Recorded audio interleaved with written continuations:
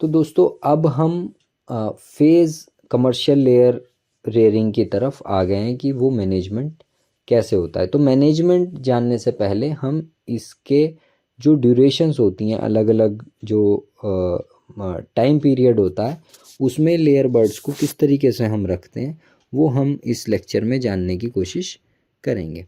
Convenience के लिए जो रेयरिंग की कन्वीनियंस होती है, क्योंकि जो लेयर बर्ड्स हैं वो काफ़ी इसके लिए टेक्निकल एबिलिटी, टेक्निकल नॉलेज की ज़रूरत होती है लेयर बर्ड को पालने के लिए।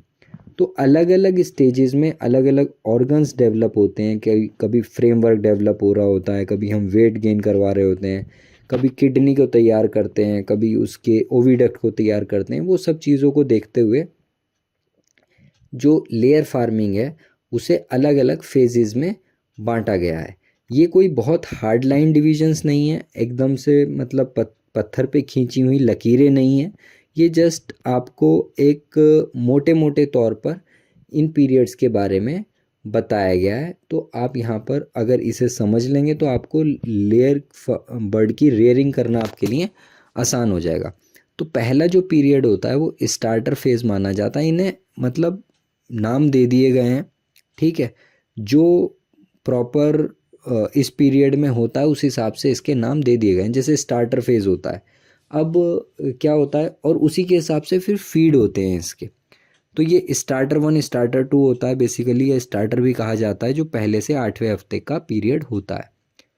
उसके बाद दूसरा पीरियड ग्रोअर पीरियड होता है, जिसमें 8 से 16 हफ्ते तक मुर्गी रहती है। 17 से 18 हफ्ते तक का जो पीरियड होता है प्री ले होता है।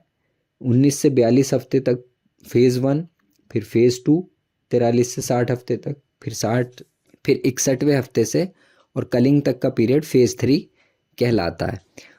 अच्छा, ये जो फेजेस एज के हिसाब से यहाँ पर बताए गए हैं, ये वेट के हिसाब से इन्हें ज़्यादा कंसीडर करना चाहिए। जब एक पर्टिकुलर वेट पे पहुँच जाए बर्ड, उसके बाद दूसरे उसे हम कंसीडर करते हैं। तो कोशिश हम ये करते हैं कि एनिमल एज के हिसाब से जो भी उसके वेट स्टैंडर्ड है उन्हें वो फॉलो करता चले। तो अलग अलग फेजेस होते हैं लाइफ की, लेयर बर्ड की जो लाइफ होती है। इन्हें बेसिकली हम डिवाइड करते हैं उनकी न्यूट्रिएंट रिक्वायरमेंट के हिसाब से, ठीक है। तो फीड भी वैसे ही हो जाता है जैसे मैंने बताया, स्टार्टर फीड है, ग्रोअर फीड है, प्रीले है। तो जो पहले 18 हफ्ते होते हैं वो दरअसल एक प्रिपरेटरी पीरियड होता है। उनके अंदर लेयर बर्ड एक तरीके से तैयार होती है ना, अपने आप को डेवलप करती है फॉर एग प्रोडक्शन, ताकि वो आगे अंडे दे सके। जैसे पहले जो कुछ हफ्ते होते हैं यंग पुलेट्स के, उनके अंदर वो अपनी एनर्जी के इनटेक को रेगुलेट नहीं कर सकती है। दरअसल मुर्गी के अंदर क्या एक ख़ास बात होती है, वो तब तक दाने को खाती है जब तक उसकी एनर्जी रिक्वायरमेंट पूरी नहीं हो जाती है। एक बार उसकी एनर्जी रिक्वायरमेंट पूरी हो जाए तो वो दाना खाना छोड़ देती है, दाना नहीं खाती है। लेकिन शुरुआती दौर ऐसा होता है, उसे अंदाज़ा नहीं होता कि वो कितनी एनर्जी उसने इनटेक कर ली है। उसे कुछ हफ्ते लगते हैं इस बात को जानने के लिए। उस दौरान मुर्गी का जो डाइजेस्टिव सिस्टम होता है, डाइजेस्टिव ट्रैक होता है, वो डेवलप होता है। और जब वो पूरा का पूरा डेवलप हो जाता है तब उसका मतलब ये जो एक इंट्यूशन होता है इसके अंदर की, जो एक कैपेबिलिटी होती है एनर्जी को पता लगाने की, फीड की एनर्जी को पता लगाने की, वो फिर डेवलप हो जाती है। तो अलग अलग स्टेजेस में, अलग अलग फेजेस में अलग अलग जो कैपेबिलिटी है हैन की वो डेवलप होती है। और इसी वजह से न्यूट्रिएंट रिक्वायरमेंट को अलग रखा जाता है, अलग फेज़ के हिसाब से, है ना। और फिर जब न्यूट्रिएंट रिक्वायरमेंट अलग हैं, बर्ड अलग हैं, तो उन्हें अलग अलग ही फिर पाला जाता है डिफरेंट हाउसेज में। जैसे ब्रूडर हाउस है, ग्रोअर हाउस है और लेयर हाउस है। तो फेज़ फीडिंग का क्या मतलब होता है? फेज़ फीडिंग का मतलब ये होता है कि जिस फेज़ में वो बर्ड है, मान लीजिए शुरुआत के पीरियड है, उस टाइम इम्यून सिस्टम डेवलप हो रहा होता है। जैसे शुरुआत के मान लो 8 हफ्ते हैं, तो वैक्सीनेशन हम इसी वजह से लगाते हैं कि इम्यून सिस्टम डेवलप हो रहा है। तो जब इम्यून सिस्टम डेवलप हो रहा होता है तो हमें थोड़े हाई प्रोटीन की रिक्वायरमेंट होती है ताकि वो एंटीबॉडीज़ को बना सके। ये जस्ट एक एग्जांपल दे रहा हूँ। तो लेकिन जैसे जैसे मतलब बर्ड बड़ी होती चली जाती है तो उसका प्रोटीन का रिक्वायरमेंट कम होने लगता है। तो ये बेसिकली फेजेस होते हैं, ये कुछ टाइम पीरियड होता है, कुछ ड्यूरेशंस होती हैं जिनमें बर्ड की रिक्वायरमेंट बढ़ती रहती है।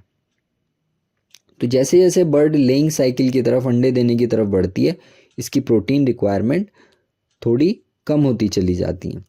तो जो कंसेप्ट है फेज फीडिंग का, वो इसी बात पे डिपेंड करता है कि जैसे जैसे बर्ड का एज बढ़ती है उसका फीड इनटेक बढ़ता है ना, और एग मास आउटपुट डिक्रीज होता है। मतलब अंडे, वो पहले ज़्यादा अंडे देती है, कम फीड खाती है, एफिशिएंट होती है। जैसे जैसे उसकी एज बढ़ती जाएगी तो अंडे देने की क्षमता बर्ड की थोड़ी कम हो जाती है। इसी वजह से फीड को, पूरे मैनेजमेंट को इकोनॉमिकल रखने के लिए, फ़ायदेमंद रखने के लिए हम डाइट की कंसंट्रेशन को मैनिपुलेट करते हैं। तो यही चीज़ एक कहलाती है फेस फीडिंग, है ना।